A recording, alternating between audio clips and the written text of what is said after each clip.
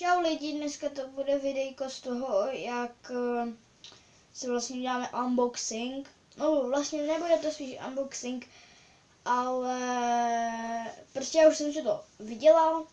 A je to fidget roller. Je to vlastně takovéhle dřívko. Je to ze dřeva. A dělá to tohle.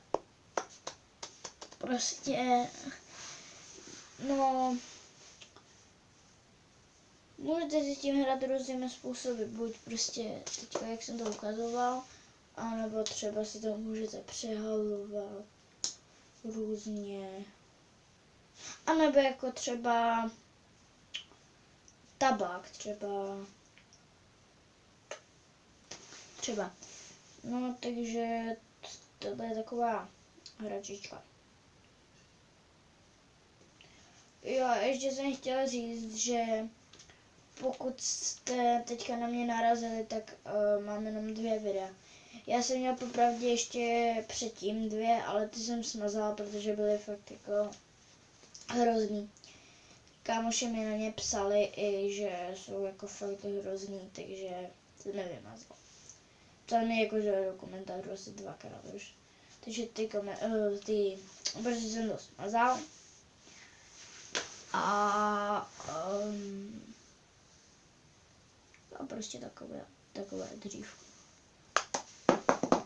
Wow, to bylo hustý, on mi udělal boom, boom, boom. Hustý, no. Můžete si s tím hrát ještě takhle. Počku, to mám své 2 náramečky. Jej. Ingolida moment a tam jak se jmenuje I Love You Park.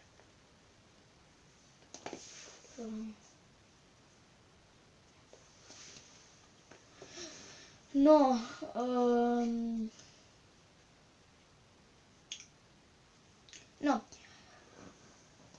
nevím, co by jsem vám ještě o tomto mohl říct. Je to nějak zvláštně udělané, že to může dělat, protože když si normálně vezmete třeba taky dřívko, tak tohle to s tím asi neuděláte. No tak to s tím asi neuděláte. Jinak můžete to koupit třeba v dráčku, různě. Takže prostě tohle se s tím. A nebo se s tím můžete takhle třeba, nebo se s tím takhle můžete třeba takhle. Můžete s tím prostě dělat různé věci.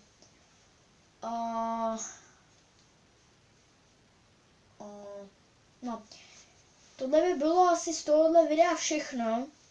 Snad jsem vám řekl ty nejpodstatnější věci z toho o tomto fidget rolleru.